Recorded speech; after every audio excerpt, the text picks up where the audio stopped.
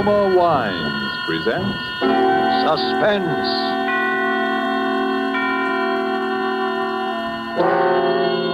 Roma Wines, made in California for enjoyment throughout the world. Salud. Your health, senor. Roma Wines toast the world. The wine for your table is Roma Wine, made in California for enjoyment throughout the world. This is the man in black, here for the Roma Wine Company of Fresno, California, to introduce this weekly half hour of Suspense. Tonight from Hollywood, Roma Wines bring you Joseph Cotton in a suspense play called Sneak Preview, which tells of a rather remarkable adventure experienced by that noted director of screen thrillers, Frank Henderson. And so, with Mr. Henderson's by far stranger-than-fiction story, as related and enacted by Joseph Cotton, we again hope to keep you in suspense. Go ahead, please, Mr. Henderson. This all began, you say, 2 weeks ago? Yes, that's right.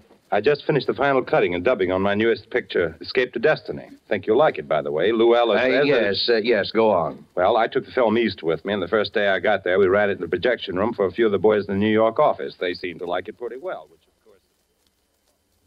Ruth, now that it's all over, and we're safe... Yes? Well, there's one thing that still worries me. What's that? It's... Ruth, will you marry me? Darling, that's the one thing I've known the answer to from the very beginning.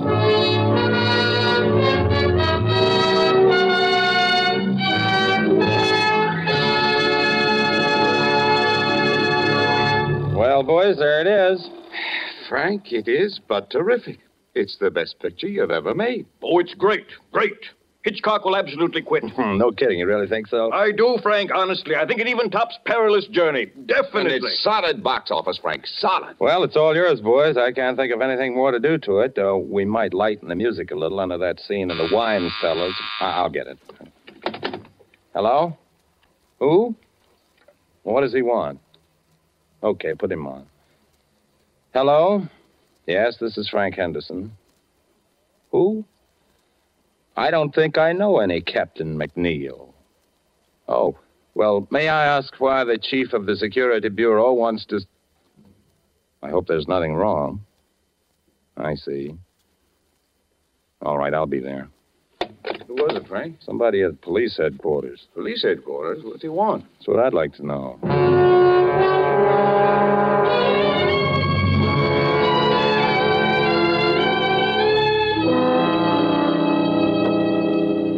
Well, Mr. Henderson, my secretary tells me you were a little mystified. Well, a little, I guess. You never heard of any Captain McNeil? Oh, no. It was just that I didn't think to connect you with the Captain McNeil. Very nicely put, Mr. Henderson. Very nicely put. But you don't need to explain.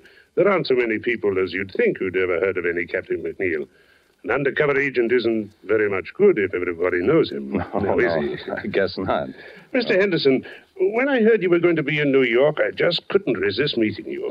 You see, Mr. Henderson, I'm probably your greatest living admirer. Well, thank you. I guess I've seen every picture of yours since the first one you directed, most of them 3 or 4 times. I'll have to remember you in my will. You know, you'd have made a first-class professional detective. I'm not so sure about that. There's a lot of difference between fact and fiction, I guess. Not so much. I've always followed the reasoning in your pictures with complete agreement. Well, I'm glad to hear that. Yes, but with one exception. Huh?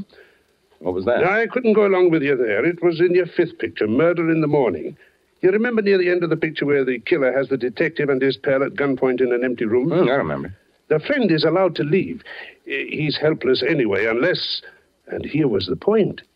Unless the detective is able to get over certain vital information to the friend in the presence of the killer, but without his knowledge. You remember? Sure. And when the friend is leaving, the detective hands him his hat. And inside the hat band, he slipped a piece of paper with the information on it. Is that what you mean? Exactly. And that's where I disagree. Although I realize it probably wasn't your fault.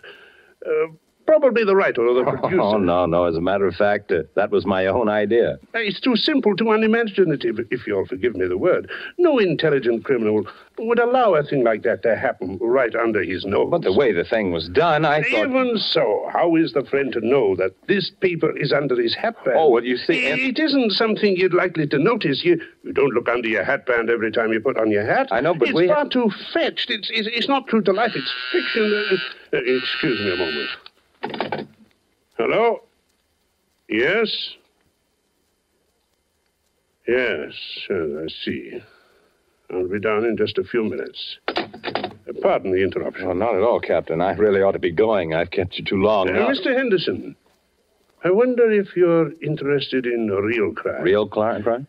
Have you ever seen an actual murderer? Well, you do make me feel like an amateur now. No, to tell you the truth, I never have. Come on, then. It might give you an idea. It's down the hall. As a matter of fact, I've never seen this particular murderer myself. But you know he is a murderer? Sure. Not much like a character in one of your pictures, though. There's nothing romantic or exciting. Was he clever? Oh, yes, indeed. His career has been 20 years. There's never been enough evidence to convict him. There isn't even a photograph of him. Here we are. But if you don't know any more than that, what charge are you holding him on? Charge? You don't need any charge when you hold him here. There he is. Oh, dead. Dead, at last. How did he die? Shot in the back. We found him in Central Park.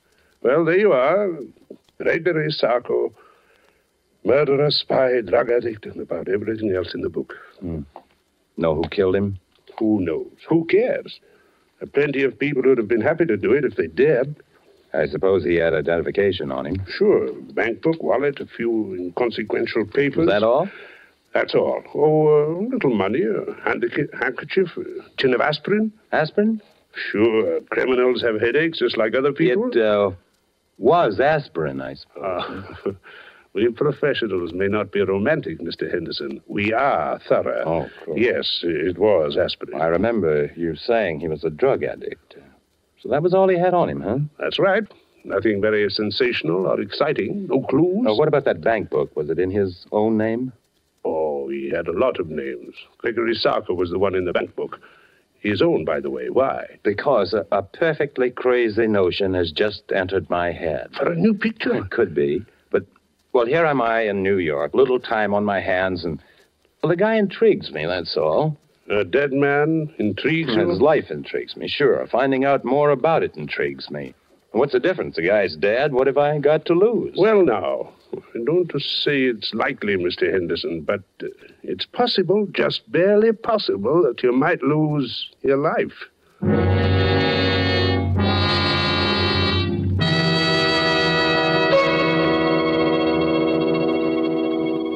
To change from a mood of suspense to one of carefree gaiety, let us wish ourselves away to Havana, Cuba, seated at a table in the fashionable Hotel Nacional de Cuba. Near us, a group of Cubans are entertaining an American visitor.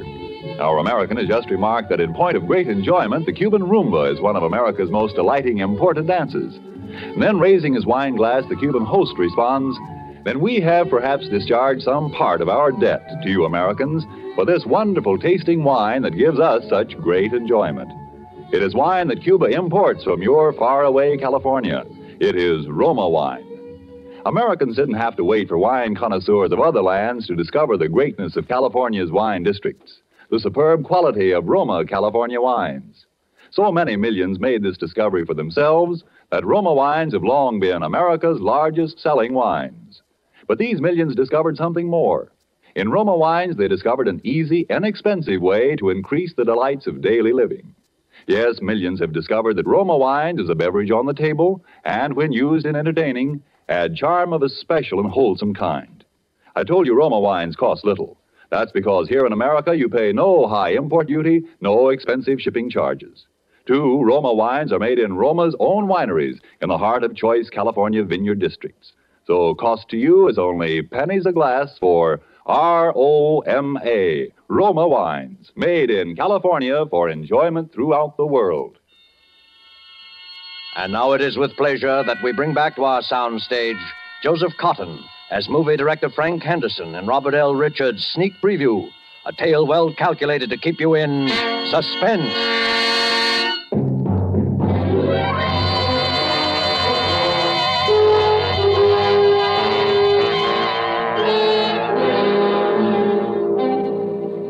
I'm not an adventurous or even a particularly courageous man, and yet suddenly I found myself engaged in what might possibly, as the captain had said, be a fairly dangerous occupation. I pored for hours over Captain McNeil's file on Sarko, even persisting in the face of a sudden and somewhat mysterious reluctance on the part of the captain to have me do so. The next thing I did was to inquire at the bank, which had issued Sarko's bank book, and found out exactly nothing. I was pretty discouraged and about ready to quit when I went back to my hotel that evening.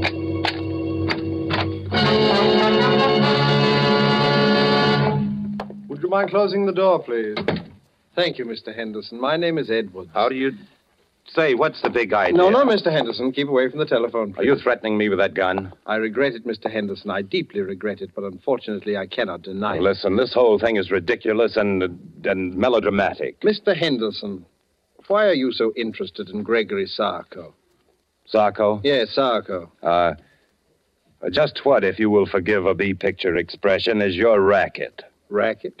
Oh, no, Mr. Henderson. I just like to make money, that's all. Look, Mr. Edwards, or whatever your name is, if it's any of your business, and I don't see that it is, my interest in Sarko is simple curiosity. I was talking with a Captain McNeil at police headquarters. He showed me his file on Sarko. Of that much I'm quite aware, sir. Well, if you know so much, what are you doing up here acting like a suspense radio character? It may sound silly to you, but it was just that I'd never seen a murderer before, alive or dead, and when I saw Sarko's body at police headquarters, I got interested. Mr. Henderson, would you mind repeating that? I said I got interested. No, you said you actually saw the body of Sarko? Sure.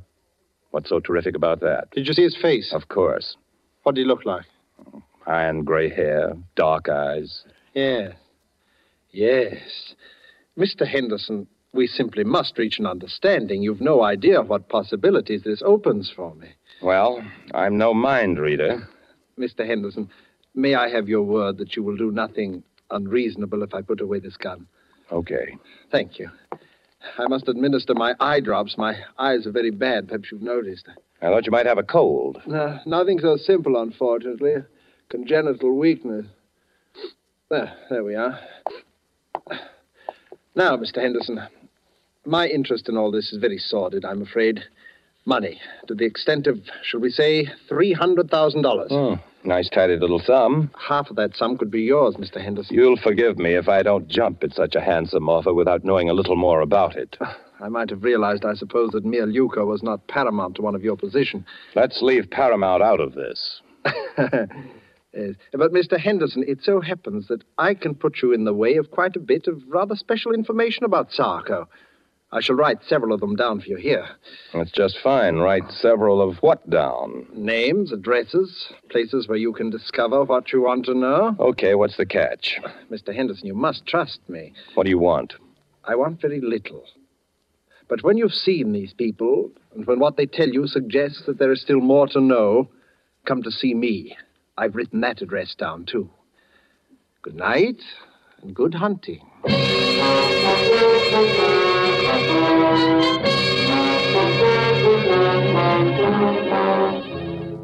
Well, by this time I was so obsessed with the thing that I actually set out to follow the itinerary of the rather sinister Mr. Edwards to the very letter. There was a man serving a life term at Sing Sing. His name was Coletti. Well, it didn't used to be so healthy to talk about Sarko, but seeing he's dead, yeah, I know him pretty well. Did you ever do any business with him? Yeah, we had one little deal. He helped me in some business I had with Senator O'Malley. Do you remember him? He was chairman of the Foreign Affairs Committee during the disarmament conferences after the last war. That's right, until 1927. Was that the year you and Sarko had your business with him? Oh, that's right. That was the year he was assassinated, wasn't it? Yeah. It was quite a coincidence, Mr. Henderson. Quite a coincidence.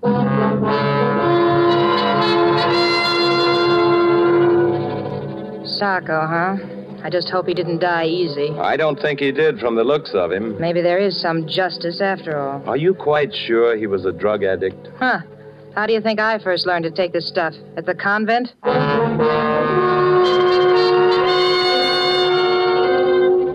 Yeah, there is one guy who might talk. I never seen him, but they called him Eddie the Greek. He used to hang around Doyle's gambling place.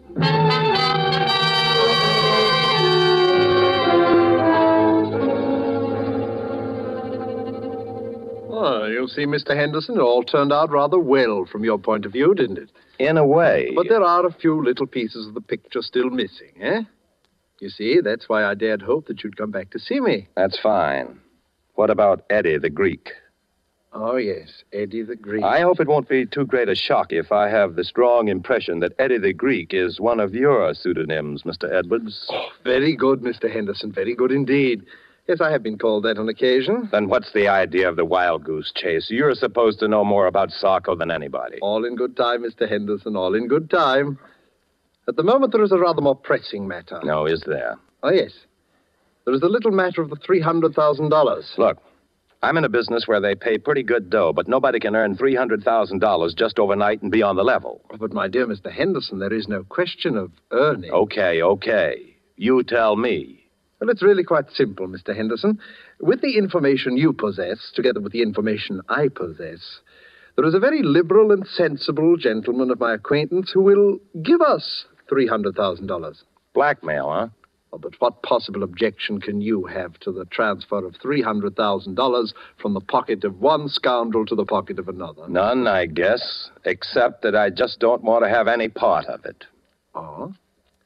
Not even if it meant your coming into the possession of the final, and I might say the most sensational part of your missing information about Sarko?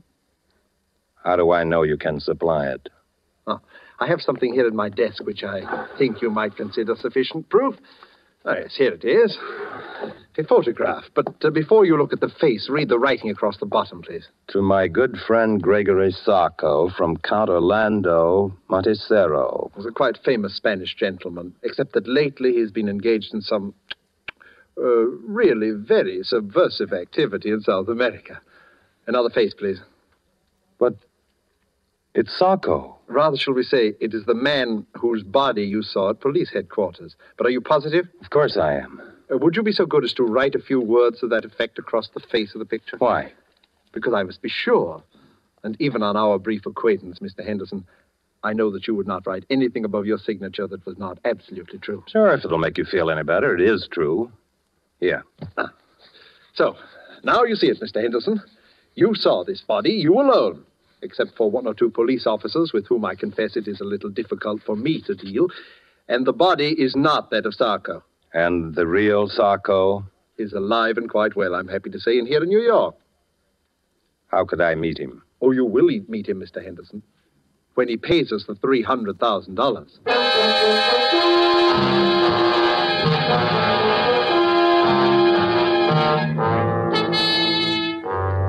By this time, I had to go through with it. I could see the whole thing on film. What a thriller. I left everything in the hands of Mr. Edwards. A meeting was arranged, a hotel room, the hour 8:30. And there we waited for the man I traced all over the underworld of New York.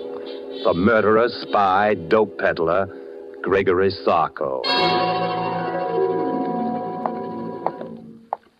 Not nervous, are you, Mr. Henderson? Aren't you? A little. Yes, I must confess. Our visitor this evening is not what you might call an easygoing man. But we will not be murdered. No, we will not even be followed, at least not successfully. Where do you go from here? To my little apartment where you met me. It's the safest place in all New York. You don't mind if I catch up on my notes while we wait? Your notes? My private file on Sarko. Oh, of course. You know, Mr. Henderson, sometimes I fear that you might think that I've not been quite as candid with you in this matter as I might. Well, there are one or two little things, aren't there? Your own connection with Sarko, for instance. Naturally, but I honestly believe that once you just... Will you stand by the door, please, Mr. Henderson? Open it when I give you the word. Do you have to point that gun? There will be no shooting. This gun is just in case. You may open the door now, Mr. Henderson. Come in. Good evening, gentlemen. Captain McNeil. Surprised to see me? Naturally he is. When an appointment has been carefully arranged for Mr. Henderson to meet the arch-criminal Sarko, and when that arch-criminal turns out to be none other than the illustrious Captain McNeil, naturally... Oh, I sort of wondered how you managed to get yourself a part in this little drama, Mr. Henderson. Now I know. Well, would you mind awfully explaining it to me? If I were to tell you that I am not Sarko, but rather that your confederate, Mr. Edwards, is Sarko, would that help? Oh, I'm truly sorry, Mr. Henderson. It seems my fate to be forced from one deception to another. Then you are Sarko. In a word, yes. You see, Captain McNeil would scarcely have acceded to my request if he'd not feared that a third and highly respectable party were also privy to our little secret. After all, there would be ways of dealing with Sarko, but a well-known motion picture director, that would be another story. By the way, Captain, did you bring the money, please? I did. How convenient to deal with a police officer who also happens to have a large private fortune. Don't you want to count it? Oh, I can see it's close enough. Listen, Mr. Edwards, if you think you're going to get me to play cat's paw for you, you're... Mr. Henderson, you forget that I have your signature on the photograph of that man whom the good Captain McNeil mistakenly killed. You see where you fit into the picture now, Mr. Henderson? And not a very pretty picture either. Yes, it would be most inconvenient for Captain McNeil if it were known that he had accidentally liquidated the good Count Montresero, even though from a patriotic standpoint it is undoubtedly an excellent thing that he did. But there might even be international complications, might there not, Captain? Mr. Henderson, if I'd only resisted the temptation to show you that body. If only you had, Captain McNeil. You'll forgive me, gentlemen, if I administer my eye drops. My eyes seem to grow worse as my fortunes grow better. And you'll forgive me if I leave now? Perhaps someday there'll be another meeting. It could happen. Yes, who knows? Oh, your hat, Captain McNeil. Thank you. Good night. So you're the great Sarko, eh, Mr. Edwards? You see why I could not tell you before. Believe me, I wish to, if only because your interest was so flattering. You know, he'll catch up with you someday, Mr. Edwards. Captain McNeil? Not as long as I can prove that he killed Count Montresero. By the way, was that just a sort of happy coincidence for you, or was it? Not quite. I had done some business with the Count, which had turned out rather badly. Oh, he was a pure Nazi agent, without doubt. In any event, I was in difficulties with the fellow, and I persuaded him that he could secure some very valuable information if he would appear in New York as Sarko, which he was unwise enough to do. And then you tipped off Captain McNeil that Sarko was in town. You're a pretty clever boy, aren't you, Mr. Edwards? Thank you, Mr. Henderson, thank you. And now may I suggest that we return to my little flat? We? Under the circumstances, Mr. Henderson, I believe it would be safer for both of us.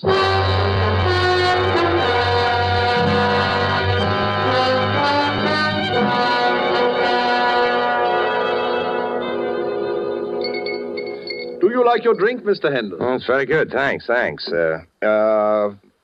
Edwards, I do wish you'd put that gun away. Oh, yes, the gun. Mr. Henderson, I've been trying to think of a way out of this dilemma all evening. I would have liked to spare you this last little deception. What little deception? I'm going to have to kill you. Oh.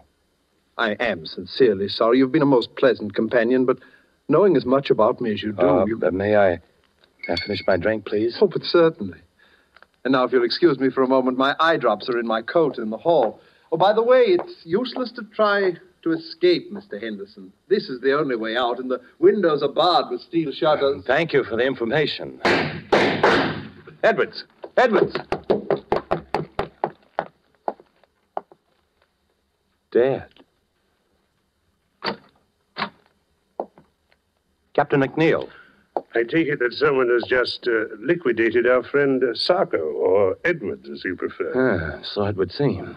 Did you see it happen? No. Did you have much trouble finding your way here? None whatsoever, Mr. Henderson. I'm afraid I have a little confession. You don't need to. But I do. You remember the matter of the information on the piece of paper slipped under the hatband? The thing in your picture that I disagreed with? I remember. I apologize. It's a highly practical device. Highly practical. Well, perhaps it wasn't made clear enough in the picture that the paper was rolled up into a little hard ball. I suppose it hurt your head when you put your hat on. It did. and I found the address of this place when I removed it. You'd make a fine detective, Mr. Henderson.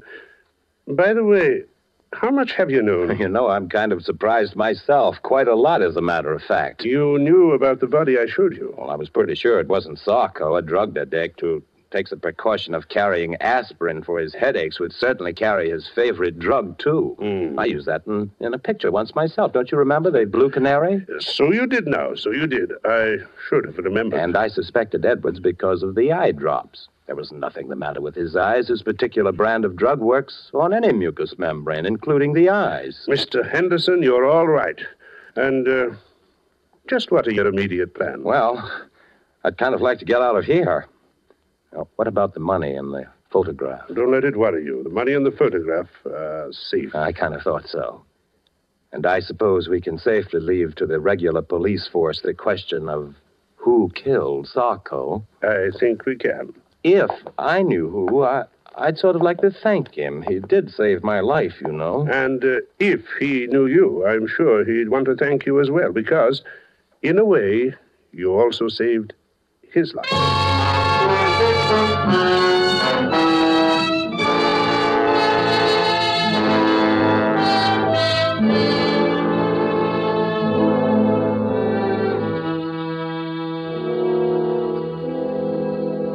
Well, that's about all there is to the story. Pretty exciting stuff. Be good material for one of your pictures, I'd think, Mr. Henderson. Yeah, sure it would, sure.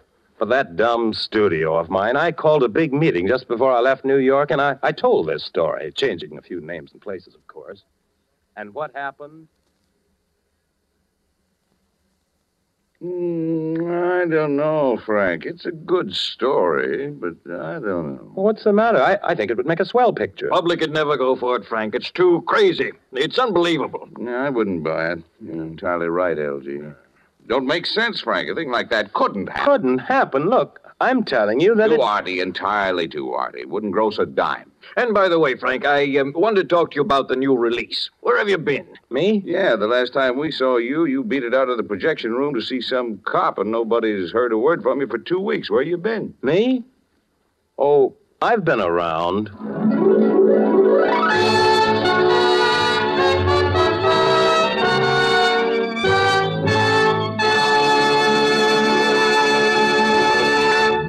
And so closes Sneak Preview, starring Joseph Cotton, tonight's tale of Suspense. Joseph Cotton, star of the Lockheed America Ceiling Unlimited, appeared by courtesy of David O. Selznick, and will soon be seen in the all-star Selznick production, Since You Went Away. Did you know that these Roma Wine suspense dramas are setting a record for the millions of delighted listeners they are attracting? We want you to feel that by tuning in the suspense program every week, you can count on real radio enjoyment. Well, in just as dramatic style, the popularity of Roma wines is also record-breaking, because Roma wines are by far America's largest selling wines. Millions make sure of great wine enjoyment simply by asking for Roma wines. Here's something else these millions have discovered. You don't need fancy glassware or a special occasion to enjoy these zestful, taste-delighting Roma California wines. Roma wines possess lip-smacking flavor and zest because they come from Roma Wine's own wineries, right in the heart of the magnificent California wine grape districts. And you can enjoy them as a daily delight because the cost is only pennies a glass. Ask for R-O-M-A, Roma Wines, made in California for enjoyment throughout the world. This is Joseph Cotton. It was a great pleasure to join forces with this really excellent company whose business and pleasure it is each week to keep you in suspense. I know you'll want to be listening next week, as I will, when Sonny Tufts will be your star. Suspense is produced and directed by William Spear. Next Thursday, same time, you will hear Sonny Tufts in Suspense. Presented by Roma Wines, made in California for enjoyment throughout the world.